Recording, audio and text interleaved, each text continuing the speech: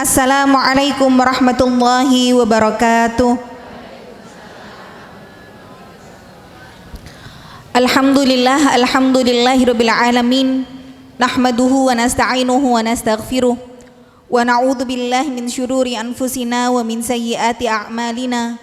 May yahdihillahu fala mudhillalah wa may yudlilhu fala hadiyalah. Asyhadu an la ilaha illallah wa asyhadu anna Muhammadan abduhu wa rasuluh la nabiyya wa la rasula ba'dah. Alhamdulillah, segala puji syukur kehadirat Allah Subhanahu wa taala. Hari ini memasuki hampir menjelang akhir di bulan Sya'ban. Allah masih mengizinkan kita untuk bisa hadir di majelis ilmu tanpa kurang suatu apapun, di mana bulan Sya'ban adalah salah satu bulan yang mana Rasulullah tidak pernah memperbanyak puasa sunnah kecuali di bulan ini. Walaupun Rasul memperbanyak puasa sunnah di bulan Sya'ban, namun sebenarnya tidak ada amalan khusus apapun yang harus dan kita lakukan di bulan ini. Karena banyak sekali di antara para jamaah yang masih bertanya, nge-share, kemudian melakukan amalan-amalan yang sebenarnya tidak ada tuntunannya. Terutama kemarin pada saat nisfu Sya'ban, tanggal 15 Sya'ban itu sudah mulai beredar di WA. Malam ini adalah malam nisfu Sya'ban, malam diangkatnya buku catatan amal manusia. Maka dengan ini saya memohon maaf sebesar-besarnya. Semua rata-rata begitu. Ibu-ibu itu kan hobinya copy paste, bisanya cuma salin tempel gitu ya. Ngelihatnya ada yang bagus gitu, kemudian pengen dapat pahala lebih di-share, padahal belum tentu yang di-share itu sesuai dengan tuntunan. Rata-rata amalan-amalan yang khusus dilakukan di malam nisfu Sya'ban hadisnya palsu, sehingga tidak boleh kita melakukan amalan tersebut. Lalu bagaimana yang Rasulullah lakukan ketika di bulan Sya'ban memperbanyak puasa sunnah? Tetap puasa yang memang ada tuntunannya. Artinya kalau misalkan ibu biasanya tidak di bulan Sya'ban itu Senin Kamis aja, maka di bulan Sya'ban boleh Senin Kamis dilakukan sekaligus Ayyamul Bid, sekaligus puasa Daud. Contoh misalkan di waktu hari Senin niatnya puasa Senin sekaligus Daud, Selasa nggak puasa, Rabu niatnya Daud, Kamis niatnya Kemis, Jumat niatnya Daud. Nanti kalau bertepatan dengan Ayyamul Bid misalkan Jumat Sabtu Ahad, Jumatnya Daud sekaligus Ayyamul Bid, Sabtu Ayyamul Bid, Ahad Ayyamul Bid sekaligus Daud. Jadi dalam satu minggu itu 6 hari berpuasa. Tapi tetap ada yang kita lakukan dari segi niat puasa sunnahnya. Bukan kemudian niatnya puasa Sya'ban itu yang gak ada. Sehingga ketika kita melakukan amalan sunnah ini diperbolehkan saat kita mendobel niat antara sunnah dengan sunnah. Ibu puasanya Senin sekaligus puasanya Daud, gak masalah dobel niat. Yang gak boleh itu kalau ibu niatnya wajib nyaur utang sisan poso Senin, itu yang gak boleh. Karena kalau wajib dengan sunnah tidak bisa untuk digabungkan niatnya. Ada ulama yang membolehkan, tapi kalau dobel niat antara wajib dan sunnahnya tidak dianggap sama aja. Berarti ya tetap sah puasanya, cuman yang dihitung adalah puasa wajibnya. Maka kenapa kita diperintahkan untuk memperbanyak amalan di bulan Sya'ban? Sebab Ramadan itu bukan lagi bulan untuk kita latihan, itu sudah siap tempur gitu ya. Ibaratnya kayak orang mau lari lomba maraton 30 kilo, bukan berarti besok itu lomba lari, hari ini latihannya. Tapi latihan itu sudah dilakukan jauh-jauh hari sebelumnya. Yang dilakukan sahabat, di mana disebutkan oleh para ulama, kanatis sahabah, para sahabat itu yastaqbiluna Ramadan, mereka menyambut datangnya Ramadan sittata asyhur min qabl, 6 bulan sebelumnya. Jadi kalau kita tuh baru tarahib Ramadan menjelang hari H, itu jane yo telat gitu ya. Dimana para sahabat nyiapinnya itu 6 bulan. Kalau kita vibes ataupun hawa Ramadan itu baru muncul kalau sudah iklan sirup marjan keliweran di TV. Baru akhirnya nyadar ini Ramadannya kapan toh? Ya Allah, tanggal 11 toh. Itu baru sadar tuh kalau sebentar lagi Ramadan. Sudah mulai banyak di grup WA open PO Sarimbet keluarga, gitu ya. Kapelan sebelum jahitan ditutup tanggal segini, orderan sudah full, jahitan di mana-mana sudah penuh. Baru kita merasakan hawanya hawa puasa. Maka ini harus kita rubah. Kita dulu-dulu belum ngaji, yang kita persiapkan kalau menyambut Ramadan, tuku kelambi hari ini, kira-kira kalau bulan puasa tahun 2024 Lebaran itu tren warnanya apa?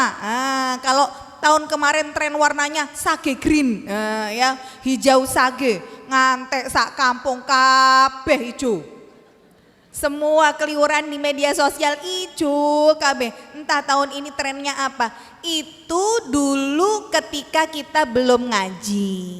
Sekarang sudah harus ada perbedaan. Bukan lagi yang kita persiapkan adalah baju sarimbitnya, share menu buka puasa dan sahur selama 30 hari.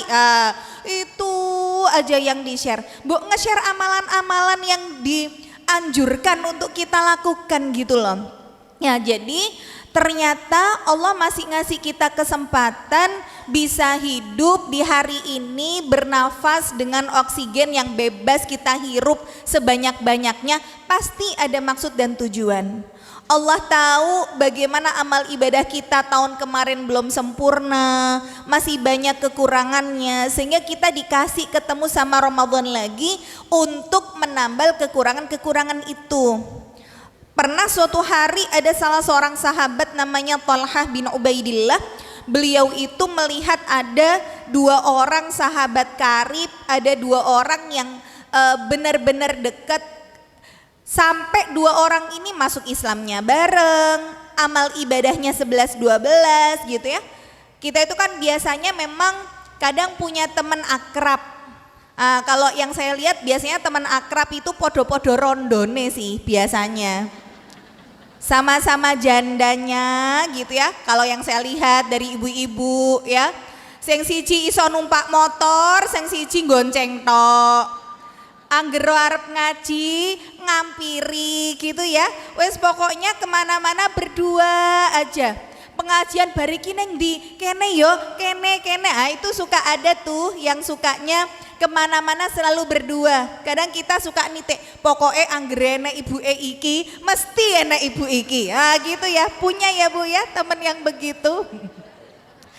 Nah biasanya kalau sudah punya teman akrab itu akhlaknya, agamanya gak beda jauh. Dimana Rasul sabdakan almar'u ala dini khalilihi, seseorang itu berdasarkan agama teman dekatnya. Jadi Ibu kalau misalkan pengen tahu karakter, watak, sifat seseorang, gak usah repot-repot neliti orang itu kayak gimana. Lihat aja akrabannya sopo, itu mesti ada sifat yang nyambung, nempel, podo gitu ya. Maka ini juga terjadi pada zaman Rasulullah, di mana sahabat Thalhah ini ngelihat ada 2 orang sahabat masuk Islamnya bareng, beramalnya juga hampir sama, cuma beda waktu kematian. Kan kalau kematian tuh nggak bisa janjian ya. Kue sih yo sing mati kok aku tak nyusul lah, nggak bisa. Atau awak dhewe bareng-bareng yo matine, kan nggak bisa ya. Sehingga ketika sahabat yang pertama ini meninggal dalam kondisi syahid fisabilillah, terbunuh di medan perang, sahabat satunya ini masih hidup sampai 1 tahun berikutnya, dan akhirnya meninggal dunia di atas ranjang karena sakit. Jadi yang satu syahid, yang satu sakit, beda kematiannya 1 tahun. Sahabat Thalhah ini melihat di dalam mimpi, kok mereka bertiga ini ada di sebuah taman yang sangat indah, dan sahabat Thalhah merasa bahwa ini sepertinya adalah taman surga. Tapi kok yang dipanggil masuk surga lebih dulu itu yang meninggal karena sakit, yang 1 tahun setelah dari kematian sahabatnya yang syahid itu. Padahal nek dipikir mati duluan, apalagi amalnya amal besar, ini harusnya masuk surga duluan. Kenapa kok malah dia akhiran? Sampai akhirnya bertanya kepada para sahabat, diceritakan mimpinya ini, tapi tidak ada yang bisa menjawab. Sampai kemudian Rasulullah mendengar apa yang ditanyakan oleh Tolhah ini, ditanya oleh Rasul, "Ma yu'jibuka ya Tolhah?" Loh, yang bikin kamu heran tuh apa? Heran ya Rasul, orang ini loh amalnya hampir sama, tahu cuma beda kematiannya setahun. Kenapa yang mati belakangan masuk surga lebih dulu daripada sahabatnya? Maka Rasul sampaikan, bukankah yang terakhir meninggal ini sempat ketemu sama Ramadan? Ternyata beda satu Ramadan aja, dalam waktu 1 tahun dia kenceng di ibadah sholatnya, puasanya, zikirnya, sedekahnya, Ramadannya. Itu membuat bagaimana potensi seseorang masuk surga lebih dulu dibandingkan dengan sahabat-sahabatnya yang meninggal sebelum dia, sekalipun mereka meninggal dalam kondisi jihad fisabilillah. Ini seolah-olah membuat kita termotivasi bahwa Allah masih ngasih kita kesempatan ketemu sama Ramadan. Ayolah, jangan disia-siakan. Iya, kalau misalkan tahun depan kita masih ketemu Ramadan, lah ini yang terakhir. Apalagi Rasul sudah sabdakan, inna a'mara ummati baina sitin wa sab'in. Umur umatku itu antara 60 sampai 70. Artinya kalau sudah sampai usia itu, ibu bonusnya udah banyak.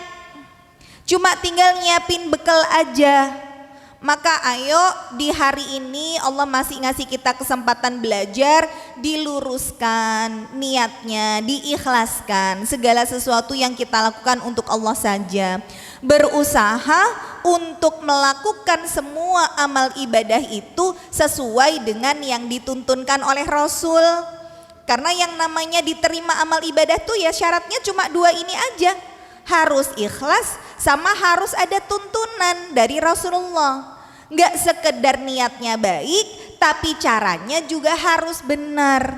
Maka eman-eman ibu mau puasa sebanyak apapun, tapi kalau ternyata puasanya nggak ada tuntunan, ya akhirnya jadi puasa yang sia-sia di sisi Allah. Karena syarat dari diterima amal ibadah itu tidak memenuhi. Saya akan bahas materi baru dan saya coba selesaikan maudhu ataupun tema muhasabah atau introspeksi gitu ya. Maka Allah sebutkan dalam surat Al-Hasyr ayat ke-18, A'udzubillahi minasyaitonirrajim, ya ayyuhalladzina amanu taqullaha wal tandur nafsum ma qaddamat lighad wattaqullaha innallaha khabirum bima ta'malun. Wahai orang-orang yang beriman, bertakwalah kepada Allah dan hendaklah setiap orang memperhatikan apa yang telah diperbuatnya untuk hari esok. Dan bertakwalah kepada Allah, sungguh Allah Maha mengetahui apa yang kamu kerjakan. Al-Hasyr ayat ke-18. Ayat ini menarik karena diawali dengan kalimat ittaqullaha, bertakwa kepada Allah. Kemudian setelah kita diperintahkan untuk muhasabah, juga ditutup dengan ittaqullah, bertakwalah kepada Allah. Artinya takwa kepada Allah itu disebutkan 2 kali sebagai pembuka dan penutup dari muhasabah, di mana maknanya adalah kita nggak akan pernah bisa mencapai derajat ketakwaan kalau tidak dimulai dari muhasabah atau evaluasi diri. Jadi orang mau sesoleh apapun, nek nggak pernah untuk muhasabah, maka dia nggak akan pernah sampai derajat kepada ketakwaan. Dan ternyata muhasabah ini, masya Allah ya, bagaimana kita di tazkiyatun nafas itu belajar untuk mensucikan jiwa, mensucikan diri, apa-apa yang ada di dalam hati kita dari segala macam penyakit gitu ya, kita coba bersihkan. Bukan cuma solih dari segi zahir. Kalau kita berbicara tentang amal ibadah sesuai dengan tuntunan, dari segi praktek kita belajarnya fikih. Tapi kalau membersihkan hati, belajarnya di tazkiyatun nafas. Maka ketika hari ini ada yang bermasalah dengan hati, ini di bab pembahasan awal hati saya pernah sampaikan bahwa yang namanya hati itu adalah raja, di mana ketika ada sesuatu yang bermasalah dengan hati, imbasnya itu bukan cuma di amal soleh, tapi juga bisa ke fisikly atau kesehatan. Contoh ketika Rasul sabdakan, ala inna fil jasadi mudghah, sesungguhnya di dalam jasad kita itu ada segumpal darah. Idza saluhat saluhal jasadu kulluh. Kalau si segumpal darah ini baik, maka seluruh jasadnya itu baik. Jadi bukan yang jadi tolak ukur kalau segumpal darah ini baik, hatimu baik, amal ibadahmu baik, enggak, tapi jasad berarti fisik, berarti kesehatan. Tapi kalau sudah segumpal darah ini fasadat atau rusak, fasadal jasadu kulluh, sudah semua fisiknya juga akan rusak. Ala wahya al-qalbu, dan itulah hati. Di sini coba kita evaluasi. Kalau contoh misalkan, sekecil apapun sakit yang ada di dalam hati kita, itu ada korelasi dengan apa yang kita rasakan dari dalam hati. Ini setelah saya mencoba untuk melihat berbagai macam orang-orang yang diuji oleh Allah sakit gitu ya. Ya walaupun memang sakit itu ada salah satu bentuk ujian dari Allah untuk menggugurkan dosa. Berarti kita paham bahwa kalau sakit yang Allah berikan untuk fisik kita, ketika kita sabar itu dijadikan sebagai sarana penggugur dosa, berarti dosa itu identiknya akan berbuah pada ujian yang akan menimpa diri kita. Berarti ujian, musibah, sakit selalu ada korelasi dengan dosa yang kita lakukan. Ini fungsinya muhasabah. Jadi saat kita dikasih ujian sekecil apapun, yang pertama kali kita harus lakukan apa? Evaluasi dulu. Nggak usah sakit yang besar, Bu. Ibu makan, mungkin tadi ada cemilannya tahu bakso misalkan ya. Ibu makan tahu bakso, kok kegigit lidahnya? Itu kan perkara sepele sebenarnya. Tapi kalau kemudian kita jadikan itu sebagai sarana peringatan, ya Allah, kok ilatku kecokot karo untuku dewe. Padahal ilat-ilate dewe, untu-untune gitu ya. Bukan kita gigit orang, kita gigit punya kita sendiri. Itu aja suwakitnya luar biasa. Bahkan sariawan bisa berhari-hari. Itu kalau kita peka, jadikan sebagai sebuah peringatan. Ya Allah, aku ngomong ke sopo yo kok nganti kecokot untuku dewe. Itu dijadikan sarana muhasabah. Karena nggak ada yang sia-sia, kata Allah, ma khalaqta hadza batila. Nggak ada yang sia-sia dengan semua yang Allah ciptakan, semua yang Allah takdirkan. Contoh kecil aja, Bu. Mungkin ibu-ibu biasa untuk kepalanya ketombean. Itu kan biasa ketombean. Nek kita mikir ketombean ki yo mergo ora cocok sampo. Mungkin karena kepalanya lembab, sebab karena ketika keramas langsung dikerudungi. Padahal sebenarnya korelasi ketombean itu apa, Bu? Dengan apa yang kita rasakan. Orang yang punya keinginan besar, cita-citanya tinggi, sing dikarep akeh, tapi tidak sesuai dengan apa yang dia usahakan. Ibaratnya, aku pengen ngene, neng aku kok mager yo. Nah gitu ya. Jadi orang itu terlalu banyak angan-angannya, tidak disertai dengan upaya untuk bisa menghasilkan apa yang dia impikan, itu rata-rata jadinya ketombean. Kenapa kok begitu? Otaknya panas. Jadi di sini ki muntuk gitu loh, umum. Pengen niki, neng aku kok males yo. Gitu ya. Jadi tidak sesuai dengan apa yang dicita-citakan, dengan upaya yang dia maksimalkan untuk melakukan itu. Contoh lagi misalkan saat anak batuk, biasanya yang punya anak kecil nih sering banget langganan batuk pilek kan gitu ya. Ya orang anak kena batuk pilek ya wajar sih, karena mungkin cuaca, temannya batuk ketularan gitu ya. Daya tahan tubuhnya memang belum sekuat orang dewasa. Tapi sebenarnya kalau diteliti lagi, Bu, penyebab anak ini batuk nggak sembuh-sembuh itu biasanya karena ibunya yang sedang memendam kedongkolan sama suaminya. Jadi ada rasa jengkel sama bapaknya si anak yang itu tidak bisa diungkapkan dengan kata-kata, wis wanyel gitu ya. Akhirnya terpendamnya itu jadi imbasnya adalah batuk pada anak. Ini penelitian Penelitiannya begitu. Begitu juga yang hari ini saya ngelihat dari orang-orang yang ya mungkin salah satunya juga ujian ya, yang kena kanker, tumor, apapun itu rata-rata karena di dalam hatinya menyimpan kekecewaan yang dia belum bisa untuk legowo ketika menerima sesuatu itu. Itu rata-ratanya jadi cancer, Bu. Termasuk ya saya juga tidak menyalahkan siapapun, maksudnya ini tergantung dari penerimaan hati kita ya. Bagaimana kemudian ada orang yang ngomongin kita terus kita baperan.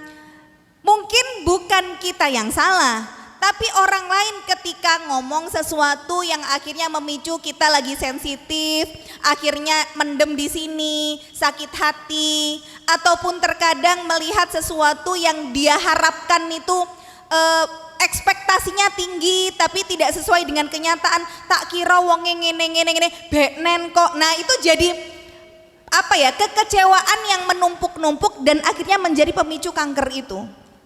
Jadi coba hari ini yang punya sakit-sakit yang divonis sama dokter, iya kita ikhtiar lewat medis. Tapi saran saya adalah coba mulai muhasabah, introspeksi, ada rasa sakit hati, dendam, kecewa sama siapa yang itu tidak bisa diuraikan, coba untuk memaafkan. Memaafkan itu bukan berarti ya wes lah untuk memaafkan iya, tapi untuk melupakan tidak. Nah itu biasanya perempuan. Jadi kalau sudah memaafkan itu ya sudah, lupakan gitu loh. Itulah kenapa kok Allah sebutkan di antara pahala yang saking gedenya Allah itu sampaikan ajruhu 'alallah, pahalanya langsung diberikan oleh Allah kelak nanti di yaumil hisab. Itu siapa? Wa man afa wa aslaha, yang bisa memaafkan dan tetap berbuat baik.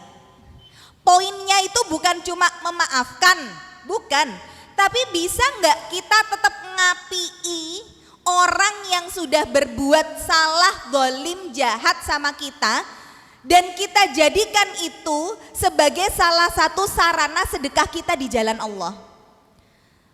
Kenapa kok Rasulullah itu sampaikan kepada para wanita apa? Tasaddaqna, perempuan banyak sedekah kata Rasul begitu. Rasulullah itu ketika Isra Mi'raj banyak ditambahkan para wanita menjadi penghuni neraka. Maka kemudian Rasulullah sampaikan kepada para sahabat, dan para sahabat ini bertanya, kenapa kok para perempuan ini banyak masuk neraka ya Rasul? Maka kemudian Rasul katakan bikufrihin, karena kekufuran mereka. Sahabat laki-laki bertanya, yakfurna billah, mereka ini kufur kepada Allah? Kata Rasulullah, enggak, mereka enggak kufur terhadap Allah. Lakinnahun yakfurnal ashir wa yakfurnal ihsan. Bagaimana para istri ini kebanyakan kufur terhadap suami dan kufur terhadap apa yang dilakukan oleh keluarga dari kebaikan-kebaikan mereka. Kalau seandainya kata Rasul ya, seorang suami sudah mengupayakan yang terbaik untuk dirinya dan keluarganya, untuk istri dan anak-anaknya, tapi kemudian satu kali saja suami melakukan kesalahan di depan istri, niscaya istri akan mengatakan kepada suaminya, ma ra'aitu minka khairan qattun, ya suamiku, aku enggak pernah ngelihat ada kebaikan di sisimu sama sekali. Kowe iki babar blas kok Mas, ra tau nyenengke aku. Kalau kemudian suaminya mungkin ada izin untuk pulang terlambat karena ada urusan kantor, istrinya langsung muntuk, langsung bilang, mentenan kok Mas, kowe iki nek nggo keluarga gak ono wektu, nek nggo kanca-kancamu, gitu ya. Padahal mungkin baru sekali melakukan kesalahan, tapi kalimatnya nggak pernah, itulah perempuan. Makanya kenapa Rasul sabdakan tasaddaqna, banyakin sedekah wanita, banyakin sedekah. Karena sedekah itu bisa meredam hawa nafsu. Maka kalau kita menjadi istri yang di cover kehidupannya oleh suami, mungkin kita tidak punya dari segi penghasilan yang bisa untuk kita sedekahkan, boleh kok ibu itu sedekah dengan kezaliman orang lain yang dilakukan kepada diri kita, dan kita maafkan kesalahan mereka, jadikan itu sebagai sarana sedekah kita.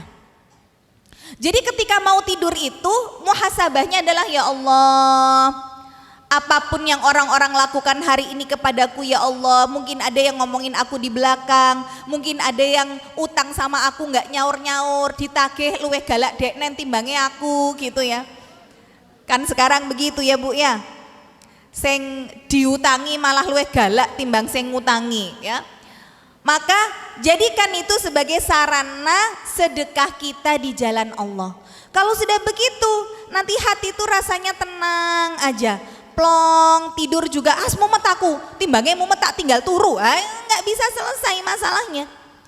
Jadi muhasabah dulu, kenapa kok sampai ada salah seorang sahabat Ansor itu 3 kali berturut-turut sampai Rasul sabdakan sebentar lagi ada salah seorang yang penghuni surga. Nah ternyata setelah diselidiki beliau tidak pernah tidur kecuali sudah dalam keadaan hati yang bersih, memaafkan semua kesalahan orang-orang yang berbuat zalim kepada dirinya.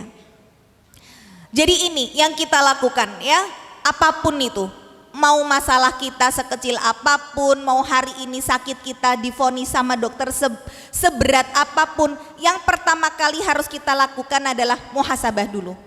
Ya Allah, mungkin ini disebabkan karena dosaku di masa lalu yang belum aku taubati. Mungkin aku masih nyimpen rasa kecewa, rasa suudon, baperan, nek diomongi uang ngene. Udah bismillah, ikhlas saja.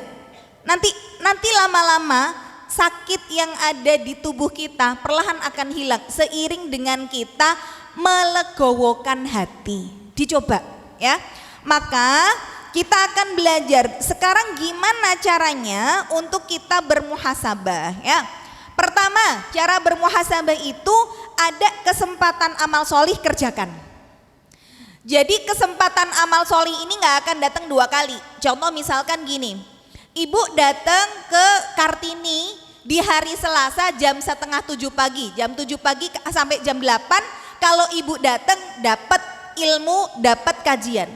Tapi kalau ibu datang ke Kartini ini di jam 10 pagi, dapat nggak kajian? Enggak, dapatnya makan, gitu ya. Ya bayar tapi ya. Artinya sama di tempatnya, cuman kesempatan untuk beramal soleh itu akan luput. Kalau kita sudah luput sekali, ya itu akan luput selamanya gitu loh. Dan malaikat yang harusnya tadi mencatat amal kita, ya nggak jadi mencatat. Akhirnya ketika kita terlewatkan dari satu kesempatan amal solih, itu tidak akan terulang lagi.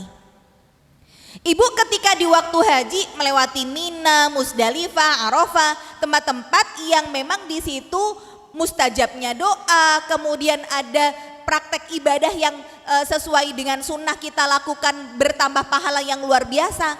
Tapi kalau ibu sekarang ke Mina, Arafah, Musdalifah, ya tempat itu jadi tempat yang biasa aja. Maka kalau ada kesempatan untuk melakukan amal solih, lakukan, kerjakan gitu ya. Ini yang pertama. Kemudian yang kedua adalah kalau sudah bisa melakukan amal soleh itu, jaga kualitasnya selama-lamanya. Kenapa kok jaga kualitas selama-lamanya? Karena yang namanya riya itu bisa jadi tidak datang pada saat kita mau beramal atau ketika beramal. Tapi riya itu bisa jadi datang setelah kita beramal, setelah kita jaga keikhlasan puluhan tahun, dan akan hangus di tahun dimana kita tidak lagi menjaga dari amal soleh itu ikhlas untuk Allah. Contoh gini, ibu pernah ketika umroh itu benar-benar nggak ada orang yang tahu. Wes pokoknya ora sah pamitan, pengennya di sana memang ibadah khusyuk, nggak posting apapun, nggak woro-woro gitu ya. Sampai akhirnya ibu benar-benar jaga kualitas umroh yang tidak diketahui siapapun itu sudah selama 10 tahun. Di depan Ka'bah bisa nuangis gugu, mungkin bisa kemudian mencium Hajar Aswad, nemplok di Multazam, segala amal ibadah terbaik bisa kita lakukan di waktu itu. 10 tahun ini sudah berhasil ngejaga keikhlasannya. Tiba-tiba di tahun ke-11 ada temen yang baru pertama kali umroh cerita, wah aku ndek ini umroh iso ngambung Hajar Aswad, iso ngene gitu ya. Dia dengan bangganya dan bahagianya menceritakan pengalaman umrohnya.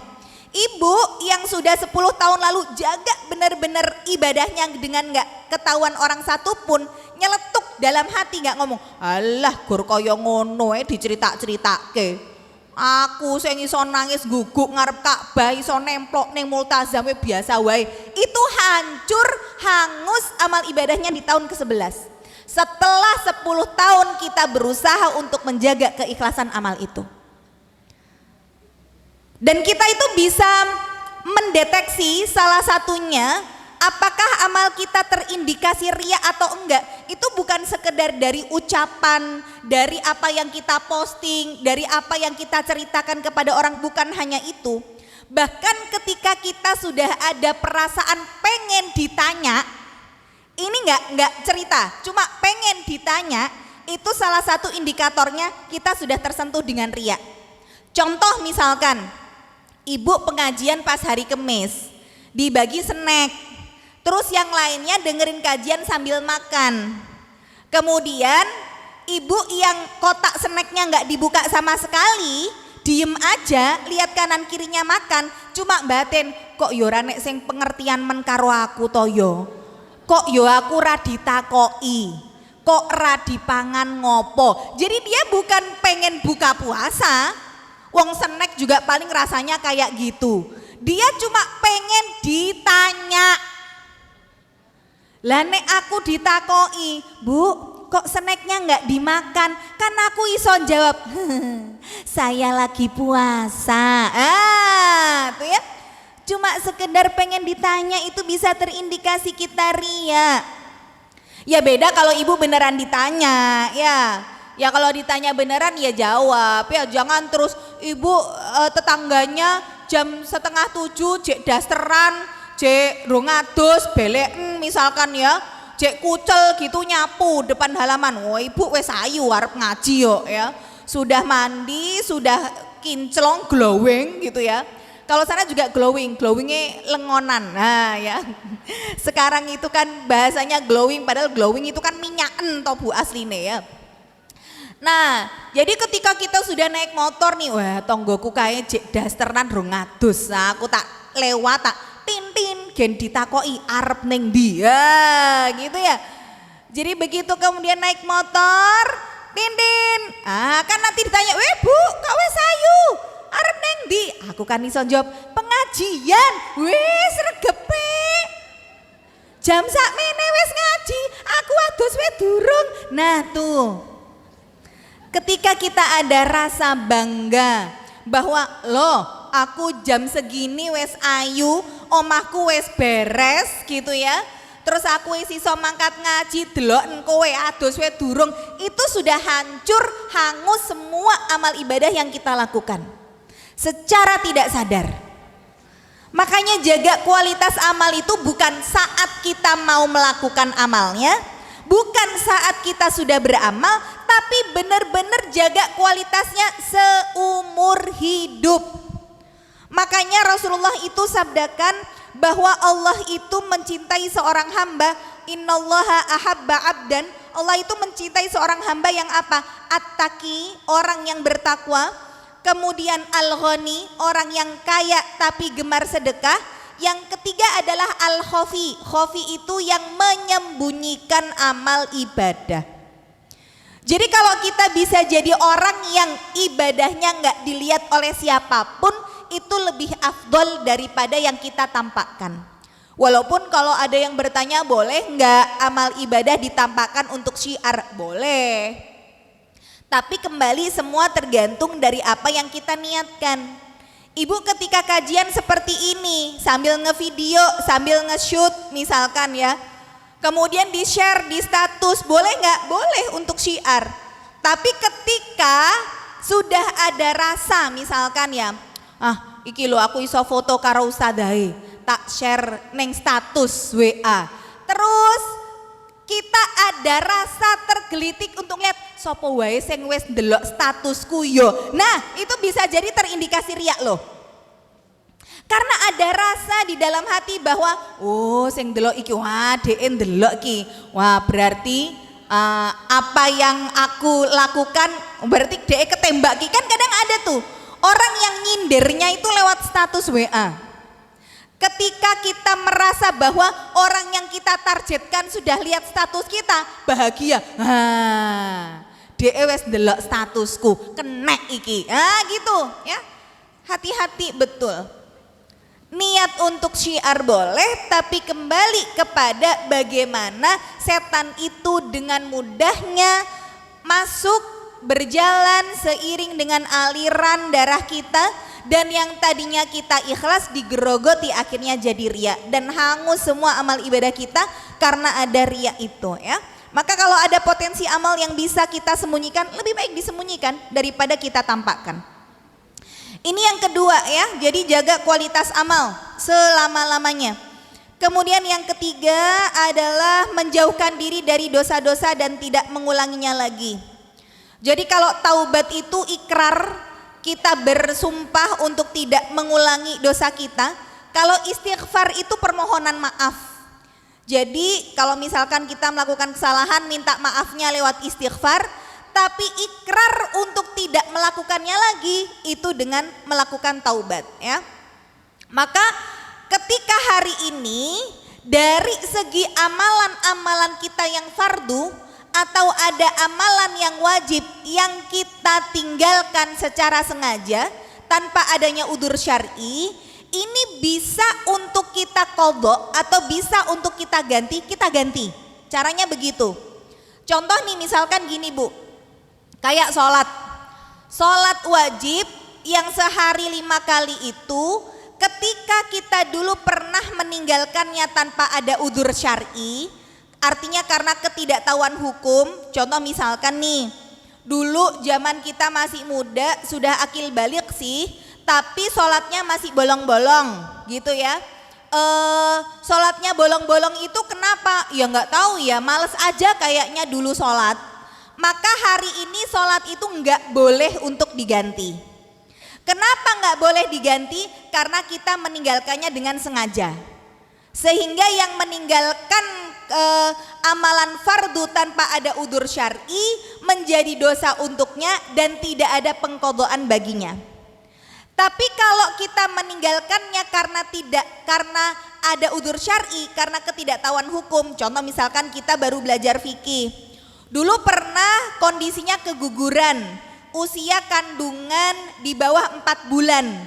Darah yang keluar itu dari segi medis disebutnya ya darah nifas. Padahal kalau dari segi fikih, kalau usia kandungan belum sampai 4 bulan, darah yang keluar disebut darah istihadhah. Dia hanya sekitar 10 hari dan sebenarnya si ibu tetap wajib sholat.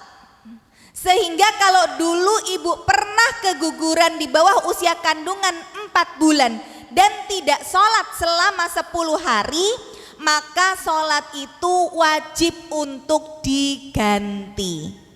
Karena kita meninggalkannya tidak ada udzur syar'i dan bukan karena unsur kesengajaan. Ini contoh ya. Atau misalkan ibu taunya dulu nifas 40 hari, padahal kalau dalam kaidah fikih nifas itu tidak ada batas minimal. Sehingga yang lahiran sesar 2 minggu itu tidak keluar darah nifas itu 2 minggu, tidak menunggu sampai hari ke-40 baru mandi besar dan sholat. Kalau dulu pernah misalkan nifasnya cuma 3 minggu, berarti 20-an hari. Taunya nifas 40 hari, 20 hari nggak sholat karena ngenteni petang puluh dino, berarti 20 hari yang ditinggalkan harus diganti. Nah ini ya, jadi muhasabah kita adalah kalau saat dulu ada amal soleh yang kita tinggalkan tanpa adanya udzur syar'i dan bisa kita ganti, maka diganti. Cara gantinya gimana? Cara gantinya kalau untuk sholat ini boleh untuk mengganti dalam satu waktu. Misalkan nih ibu meninggalkan sholatnya selama 1 hari, maka mengqadhanya 5 waktu sholat. Ibu punya kesempatan 5 kali waktu sholat selesai dalam 1 waktu, lakukan. Misalkan di waktu duha itu dia nggak ngapa-ngapain, wes sholat qadha mulai dari subuh, duhur, asar, maghrib, isya, selesai dalam sekali waktu di duha tersebut. Kalau ternyata jumlah harinya banyak, caranya gimana? Semampunya, asalkan waktu sholatnya tetap harus berurutan. Contoh nih, misalkan ibu 5 hari, dimulai dari subuh, bukan habis subuh sholat subuh peng 5, bukan gitu, tapi harus urut. Habis subuh nyicil, bisanya apa? Subuh, duhur, asar, ya sudah nyicil 3 kali waktu sholat. Nanti nyiapin sarapan, suami kerja misalkan ya, jam 8 agak longgar, karena tadi sudah subuh, duhur, asar, berarti di waktu duha tinggal maghrib, isya. Selesai 1 hari, masih ada waktu nih sampai duhur, ibu lanjut ke hari kedua, mulainya tetap dari subuh, duhur, asar, maghrib, isya.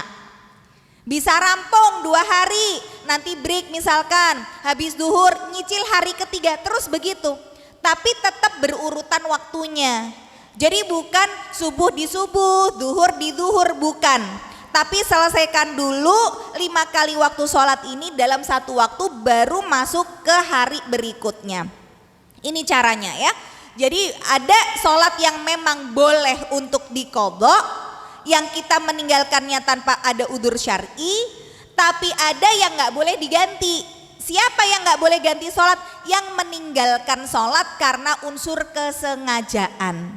Dek ben aku ra sholat ngopo yo, ketok yo males wae. Lah aku dadi manten dipajang ket subuh tekan ngisya misalkan ya. Akhirnya karena takut make upnya luntur, duhur, asar, maghrib nggak sholat, atau dijamak di isya, ya kan nggak sah juga. Maka hal-hal yang kita lakukan secara sengaja ini nggak boleh ada penggantiannya. Maka kalau begitu gimana? Lakukan taubat secara khusus.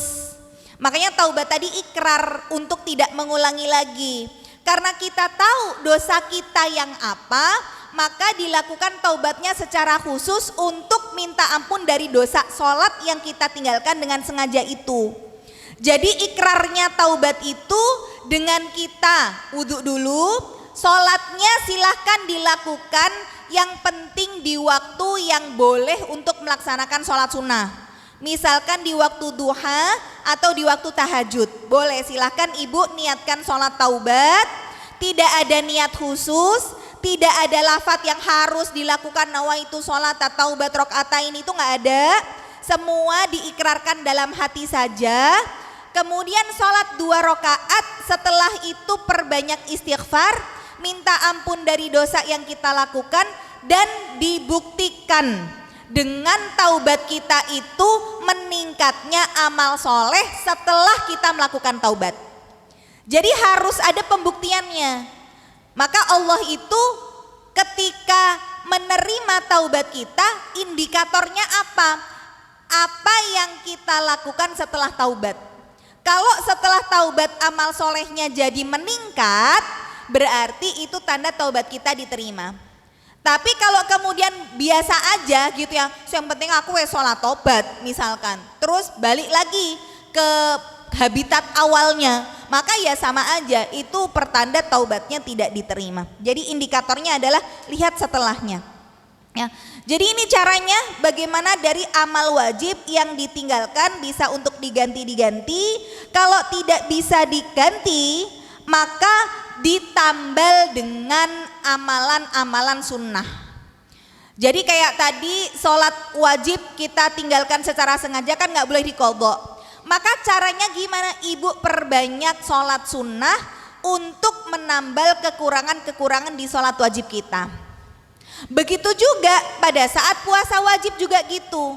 Puasa itu kan tidak bisa untuk gugur dosanya dengan kematian kita.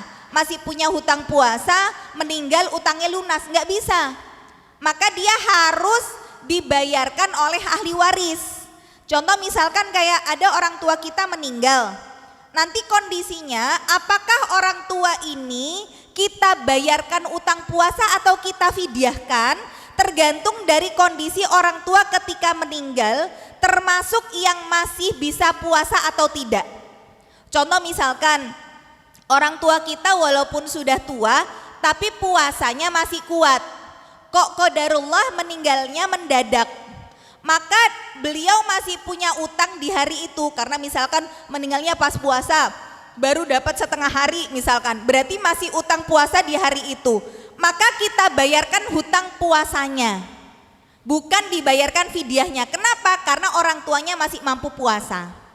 Tapi kalau kondisi orang tua memang sudah tua renta, sakit-sakitan yang memang tidak ada harapan untuk sembuh, maka belum sempat fidyah, yang membayarkan fidyahnya adalah dari ahli warisnya. Dan harus difahami bahwa membayar fidyah itu bukan bayar pakai uang, itu yang salah. Jadi fidyah itu Allah sebutkan fidyatun ta'amu miskin. Fidyah itu ngasih makan orang miskin, bukan ngasih uang. Sehingga kalau bisa kita mencari yang afdolnya, fidyah itu dengan makanan yang siap santap. Ya, jadi satu hari yang ditinggalkan ngasih makan satu orang miskin harus sehari 3 kali tidak. Ya, karena bedanya kita sama Rasul. Kalau Rasul itu sedikit makan, kita sedikit-sedikit makan. Rasul ketika di rumahnya sekedar ada kurma 3 butir raja, beliau sampaikan aku sudah makan di hari itu. Lana ibu ngemplok kurma gor telu, padahal pagi sudah ngemplok armarem, tahu bakso, kacang, ngombe teh misalkan gitu ya. Nanti habis ini jek nyoto, itu ya jek bilangnya oh ya aku jek luwe soale rong mangan, ayo awak dewe nyoto, padahal udah ngemplok armarem. Itulah orang Indonesia gitu ya, kalau belum ketemu nasi dibilang belum makan. Kalau Rasul itu walaupun kurma aja 3 butir disebut sudah makan di hari itu. Sehingga ketika kita fidyah memberi makan orang miskin tidak harus sehari 3 kali. 1 kali memberi makan saja sudah cukup. Nah, jadi memberi makannya itu yang sesuai dengan apa yang kita makan.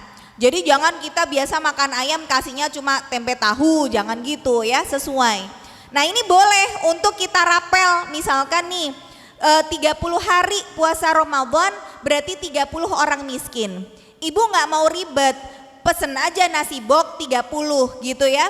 Maka undang orang miskin, atau misalkan diantar ke rumahnya satu-satu, selesai dalam 1 hari, nggak masalah. Atau misalkan 1 orang miskin kita punya tetangga, kita suplai dia setiap hari selama 30 hari, nggak apa-apa. Jadi boleh 30 orang miskin, boleh 1 orang miskin selama 30 hari. Ini caranya fidyah ya. Jadi ada memang pengqadhaan amal yang kita lakukan selama memang amal itu bisa untuk diganti. Kalau nggak bisa untuk diganti, maka perbanyak dari amalan-amalan sunnahnya. Contoh misalkan, kalau dia melihat kekurangan ada amal sunnahnya, makanya nanti dalam kaidah fikih itu Bu, kalau Rasulullah melewatkan sholat tahajud yang 11 rakaat, itu kan sunnah. Maka yang beliau lakukan adalah ganti 12 rakaat di waktu duha. Nah, ini juga menjadi amalan yang boleh kita lakukan. Jadi sholat sunnah itu ada yang boleh untuk diganti, saking memang Rasulullah tidak pernah meninggalkan amal tersebut. Sholat yang tidak pernah ditinggalkan Rasul itu 2, sholat tahajud ya atau witirnya, dan juga fajr. Itu yang benar-benar dipegang sama Rasul. Jadi mau Rasul safar, mau Rasul sakit, maka sholat 2 ini nggak pernah untuk ditinggalkan. Maka ketika beliau luput nih, ada kalanya mungkin beliau sakit, akhirnya tidak bangun di malam hari untuk melaksanakan sholat tahajud. Yang biasanya tahajud 11 rakaat, boleh untuk qadha sholat tahajudnya di waktu duha, tapi jumlah rakaatnya jadi genap. Yang biasanya tahajud 11, maka qadhanya jadi 12 rakaat. Yang biasanya witir tok antara 1 atau 3, berarti di waktu duha dia ganti jadi 2 atau 4. Ini boleh Bu, memang ada dalilnya bagaimana mengqadha dari sholat malam itu, mau tahajud ataupun mau witir. Begitu juga untuk sholat fajr. Sholat fajar itu kan harusnya qobliyah subuh, dilakukan sebelum sholat subuh. Tapi mungkin ada waktu di mana kita kesiangan bangun, sehingga ketika kita bangun mau sholat fajar kok yo wektune selak entek. Maka boleh dalam kondisi itu ibu sholat subuh terlebih dahulu, baru fajarnya setelah sholat subuh. Jadi dibalik gitu ya, itu boleh. Tapi untuk selain dari dua sholat ini memang tidak ada dalil untuk pengqadhaan sunnah yang lain ya. Jadi misalkan ketika kita safar biasanya kita sholat ba'diyah, qobliyah ba'diyah. Terus karena sholatnya dikosor misalkan maghrib isya, kemudian di waktu maghrib terus kita ba'diyah maghribnya gimana? Nggak perlu ada pengqadhaan. Karena untuk sholat yang wajib saja itu sudah dikurangi dari segi jumlah rokaatnya, lebih-lebih yang sunnah tidak perlu dikerjakan. Nah ini contoh ya bagaimana dari segi amalan sunnah bisa kita ganti, kita tambal di waktu yang kita terlewatkan, ini kita tambal. Contoh lagi misalkan kita biasa kalau tadi sholat malam, kalau tadi kan sholat malam yang diganti. Kita biasa sholat malam, tapi kok ternyata di waktu itu kita nggak bangun. Boleh kok kita ibaratnya kayak banjeli dengan amal sunnah yang lain yang kita upayakan lebih. Misalkan biasanya aku sedekah subuh sedino 2.000, tapi karena tadi malam aku nggak bangun tahajud, iki hukuman kudune aku sedekah 20.000. Gitu. Jadi punya motivasi bahwa ada amal sunnah yang terlewatkan, kita tambal dengan amal sunnah yang lain yang bisa kita optimalkan gitu ya. Kita nggak sempat sholat duha, maka yang kita lakukan apa? Mungkin kita kencengin di zikirnya, di istighfarnya, di sholat sunnah yang lainnya. Jadi ada cara-cara untuk kita menambal kekurangan-kekurangan meskipun itu sunnah. Makanya orang yang sudah ngaji harusnya berpikir tentang sunnah, bukan lagi perkara oh iki sunnah, halah gur sunnah nek radi kerja no yo radoso. Itu dulu zaman kita SD. Karena ketika kita berbicara tentang sunnah adalah apabila dikerjakan dapat pahala, tidak dikerjakan tidak berdosa. Nah, itu pikirannya anak SD. Sekarang kita sudah ngaji, cara berpikirnya harus berkembang. Iki nyat sunnah, kalau aku kerjakan aku dapat pahala, nek rata kerja aku sing rugi. Nah gitu. Jadi kalau kita berpikir waduh aku raito tahajud rugi aku, raito duha rugi aku, maka kita akan semangat dalam mengerjakan amalan-amalan meskipun itu hukumnya adalah sunnah.